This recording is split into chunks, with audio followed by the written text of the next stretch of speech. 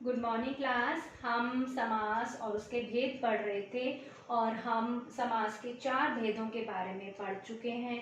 हमने अव्ययभाव समास को पढ़ा, हमने द्वंद्व समास को पढ़ा, हमने तत्पुरुष समास को पढ़ा और हमने कर्मधारय समास को पढ़ा। आज इस वीडियो में हम आपके जो शेष 2 समास रह गए हैं, द्विगु समास और बहुव्रीहि समास के बारे में पढ़ेंगे। साथ ही हम जानेंगे कि द्विगु, बहुव्रीहि और कर्मधारय समास में परस्पर क्या अंतर है, मतलब आपस में इनमें क्या अंतर है। क्योंकि मैंने आपको बताया था कि इन तीनों समास में एक कॉमन चीज होती है कि उसमें वो तुलना कर रहे होते हैं हम इसमें, और विशेषण विशेष्य या उपमेय उपमान का संबंध होता है। तो उसको पहचाना कैसे जाए और इनमें अंतर क्या है वो भी आज हम इस वीडियो में समझेंगे।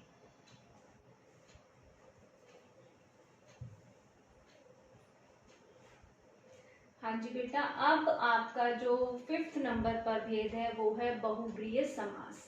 अब बहुव्रीहि समास में क्या होता है कि कोई भी पद प्रधान न होकर कोई अन्य पद प्रधान होता है। मतलब मैंने आपको कहा था ना, पूर्व पद होता है और उत्तर पद होता है जब हम विग्रह करते हैं तो, और उनमें से कोई ना कोई मेन होगा, या तो पहले वाला होगा पद या बाद वाला होगा। लेकिन इसमें क्या होता है, उन दोनों में से कोई भी मुख्य नहीं होता। वो जो तीसरे अर्थ की ओर संकेत कर रहा होता है, जो तीसरा अर्थ बता रहा होता है, जिसके लिए वो फिक्स हो चुका है, वो उसमें प्रधान होता है। यानी जो अन्य अर्थ होता है वो मुख्य हो जाता है, मेन हो जाता है। ठीक है, जैसे मैंने बोला दशानन। ठीक है, तो दशानन मतलब जिसके 10 सिर हो। ठीक है, अब 10 सिर से मतलब ये नहीं था कि 10 सिर थे रावण के, मतलब उसके दिमाग कितना था कि 10 सिरों के बराबर, जो 10 सिरों में दिमाग हो सकता है वो सब अकेले रावण में था, तो इसलिए उसका नाम दशानन पड़ा। तो आज भी ऐसे बहुत से लोग हैं जिनका माइंड इतना शार्प है कि हम उन्हें कह सकते हैं दशानन, लेकिन वो एक व्यक्ति विशेष के लिए फिक्स हो गया दशानन। दशानन बोलते ही हम सबके माइंड में कौन आ जाता है, रावण आ जाता है। ठीक है, तो यहाँ पर रावण जो अर्थ आ रहा है वो क्या हो गया, प्रधान हो गया, क्योंकि वो अन्य अर्थ दे रहा है। वैसे तो दशानन मतलब 10 सिर वाला। ठीक है, तो अन्य अर्थ जो पद प्रधान होने पर क्या होता है, बहुव्रीहि समास होता है। फिर इनके जो समस्त पद होते हैं, बहुव्रीहि समास का जो समस्त पद बनता है उसका हम विग्रह करते हैं। तो विग्रह करने पर अंत में जिसका, जिसके, जिसकी या वाला, वाले, वाली आते हैं। ठीक है, फिर और क्या विशेषता होती है इसकी कि ये पूरा जो समस्त पद होता है वो विशेषण का काम करता है, विशेषण का कार्य करता है। और नेक्स्ट क्या है कि योगरूढ़ शब्द और बहुव्रीहि समास, मतलब इनके उदाहरण समान होते हैं। जब हमने शब्द विचार पढ़ा था 8th क्लास में, हमने उसमें रूढ़ शब्द, यौगिक शब्द और योगरूढ़ शब्द पढ़े थे। ठीक है, योगरूढ़ शब्द होते हैं जो 2 शब्दों से मिलकर बने हुए हैं और किसी एक अर्थ के लिए रूढ़ हो गए हैं। रूढ़ हो जाना मतलब फिक्स हो गए हैं। ठीक है, तो योगरूढ़ शब्द और बहुव्रीहि समास मतलब उनके उदाहरण सेम है। जो बहुव्रीहि समास के उदाहरण है वो योगरूढ़ शब्द है, जो योगरूढ़ शब्द है वो बहुव्रीहि समास का उदाहरण है। आगे हम इसके और उदाहरण द्वारा पढ़ेंगे तो आपको ये समास और क्लियर हो जाएगा।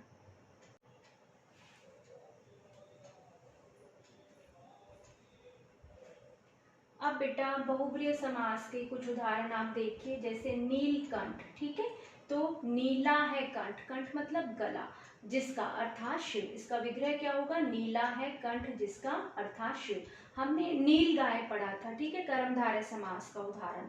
तो नीली है जो गाय, तो नील गाय एक गाय है जिसको हम नील गाय बोलते हैं। ठीक है, लेकिन नीलकंठ जो है वो हम शिव, नीलकंठ बोलते ही हमारे दिमाग में कौन आते हैं, शिव जी आते हैं, क्योंकि हम शिव जी को नीलकंठ बोलते हैं, क्योंकि उन्होंने कहते हैं कि विष पिया था और जिससे उनका पूरा गला जो है वो नीला पड़ गया था। ठीक है, फिर घनश्याम, तो घन के समान श्याम है जो, घन मतलब बादल के समान, श्याम मतलब सांवला है जो, अर्थात कृष्ण। हम कृष्ण जी को क्या बोलते हैं, घनश्याम। यानी तीसरा अर्थ निकल के आ रहा है घनश्याम का। ठीक है, फिर वैसे तो घनश्याम यानी बादल काले हैं, तो काले बादल को भी घनश्याम बोल सकते हैं, लेकिन वो घनश्याम किसके लिए फिक्स है यहाँ पर, कृष्ण जी के लिए। त्रिनेत्र, तो 3 नेत्र हैं जिसके अर्थात शिव। ठीक है, त्रिनेत्र क्योंकि शिव जी का तीसरा नेत्र खुल गया था इसलिए उन्हें त्रिनेत्र भी बोलते हैं हम। ठीक है, लंबोदर, लंबा है उदर जिसका, उदर का मतलब होता है पेट, यानी जिसका धड़ लंबा हो उसको हम लंबोदर बोल सकते हैं। जैसे आमिर खान को हम देखें, हमारा जो हीरो है, तो उसके जो धड़ है वो बड़ा है और उसकी लेग जो है वो टांगे जो है वो छोटी है, लेकिन हम उसको लंबोदर नहीं बोलते। लंबोदर हम किसको बोलते हैं? गणेश जी को, ठीक है, क्योंकि उनका भी धड़ बड़ा है और पाँव जो है छोटे हैं, तो उनको लंबोदर बोला जाता है। और लंबोदर बोलते ही हमारे दिमाग में कौन आ रहा है? गणेश जी। तीसरा अर्थ निकल के आ रहा है, वो उनके लिए फिक्स हो गया लंबोदर शब्द, उन्हीं को हम बोलते हैं लंबोदर, ठीक है। षडानन, षड है आनंद जिसके, अर्थात कार्तिकेय, ठीक है। फिर चक्रपाणी, चक्र है पाणी मतलब हाथ, हथेली में, जिसके हाथ में चक्र है, तो वो कौन हो गए? विष्णु। तो ये शब्द जो है, अब मैं अपने हाथ में चक्र ले लूं तो मुझे चक्रपाणी नहीं कहा जाएगा। चक्रपाणी किसको कहा जाता है? विष्णु को। यानी चक्रपाणी शब्द का देखा जाए तो अर्थ क्या निकल के आ रहा है? विष्णु आ रहा है। इसलिए ये जो शब्द है ये बहुब्रीय समास का उदाहरण है। लेकिन इसमें इसको याद रखना, आप त्रिनेत्र को, वो मैं आपको आगे जब अंतर करवाएंगे तब समझाऊंगी, ठीक है। अब इसके बाद हम पढ़ेंगे बहुब्रीय समास के बाद द्विगु समास। अब है बेटा आपका जो समास का आखिरी भेद, वो है द्विगु समास, जिसको हम समझेंगे। द्विगु का मतलब होता है, द्वि मतलब दो, और द्विगु मिलाकर के दो गायों का समूह, यानी दो गायों, जब वो गायों का पेयर होता है तो हम उसको हम क्या बोलते हैं? द्विगु। द्विगु समास का क्या अर्थ है? द्विगु शब्द का अर्थ है दो गायों का समूह, ठीक है। अब इसमें क्या होता है? इसमें भी विशेषण विशेष्य का संबंध है, ठीक है। तो इसमें जो पहला पद होता है वो संख्यावाची विशेषण होता है। विशेषण के चार भेद होते हैं, ठीक है। उसमें गुणवाचक विशेषण है, संख्यावाचक विशेषण है, परिमाणवाचक विशेषण है और सारनामिक विशेषण है। तो उसमें जो संख्यावाची विशेषण होता है, जो नंबर बता रहा होता है, वो द्विगु समास का पहला पद होता है, ठीक है। और दूसरा पद उसका विशेष्य होता है, जिसकी विशेषता बताई जा रही होती है। जैसे द्विगु है तो द्वि मतलब दो आ गया, और गाय, गायों का, दो गायों का समूह है, तो यहाँ पर एक नंबर आ गया और गाय आ गई, तो ये किसका उदाहरण हो गया? खुद द्विगु समास का उदाहरण हो गया, ठीक है। और समस्त पद समूह का बोध कराए, एक ग्रुप का बोध कराता है। जैसे ये गाय है तो दो गायों का एक ग्रुप हो गया, ठीक है।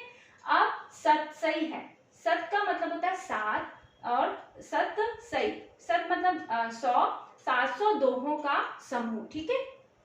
शत मतलब 100 और 7, सत सही, 700 दोहों का समूह, तो ये एक ग्रुप हो गया, दोहे हैं और टोटल नंबर में कितने हैं? वो 700 संख्या हो गई, और वो एक समूह का भी बोध करा रहा है, ठीक है। फिर शताब्दी, 100 अब्दों, अब्द उर्दू में हम बोलते हैं वर्षों को, साल को, ठीक है। तो 100 अब्दों का समूह, जिसको आप सेंचुरी बोलते हैं, ठीक है।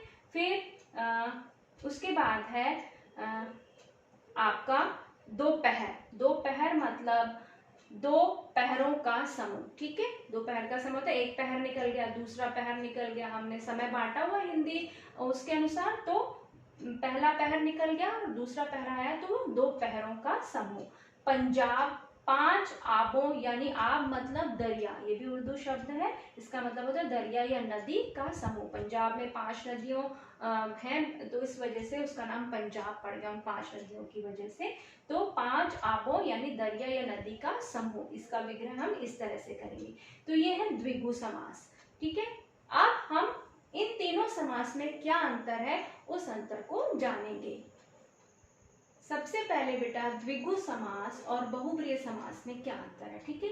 द्विगु समास में क्या होता है? जो पहला पद होता है वो एक संख्या या नंबर होता है, ठीक है। संख्यावाचक विशेषण है तो वो एक नंबर होगा, ठीक है। जैसे शताब्दी है तो 100 आ गया, सतसई है तो 700 आ गया, ठीक है। दोपहर है तो 2 आ गया, तिराहा है तो 3 आ गया, 3 राहों का समूह, चौराहा है तो 4 राहों का समूह, सप्ताह है तो 7 दिनों का समूह, ठीक है। सब में नंबर आ रहा है, ठीक है। जबकि बहुब्रीय समास में जो है समस्त पद ही विशेषण का काम करता है, जो पूरा पद बन जाता है, जैसे दशानन बन गया, लंबोदर बन गया, घनश्याम बन गया, ये एक विशेषण की तरह से भी काम करता है, ठीक है। लेकिन इसमें जो है पहला पद जो होता है, पहला शब्द जो होता है वही विशेषण होता है, ठीक है, दूसरा विशेष्य होता है। फिर जैसे उदाहरण त्रिनेत्र है, अब ये जो है दोनों में कॉमन है। त्रिनेत्र का अगर मैंने विग्रह किया 3 नेत्रों का समूह तो वो द्विगु समास का उदाहरण है, और त्रिनेत्र 3 नेत्र है जिसके अर्थात शिव, तो वो बहुब्रीय समास का उदाहरण है। जब आपको विग्रह देख करके पूछा जाए तब आपको ध्यान रखना है कि विग्रह क्या दिया हुआ है। अगर मैंने आपको एग्जाम में विग्रह दिया कि 3 नेत्रों का समूह, तो इसमें कौन सा समास है, तो आप क्या लिखेंगे, द्विगु समास। और मैंने आपको लिख दिया 3 नेत्र हैं जिसके अर्थात शिव, इस जो है इस पद में कौन सा समास है, तब आप उसका आंसर क्या लिखेंगे, बहुब्रीहि समास। मुख्य बात क्या है कि ये जो है किस पर डिपेंड करता है, विग्रह पर भी डिपेंड करता है। अक्सर जब दिक्कत आती है, जब वो विग्रह करके पूछते हैं, तब आपने ध्यान रखना है कि वो विग्रह किस ढंग से किया हुआ है।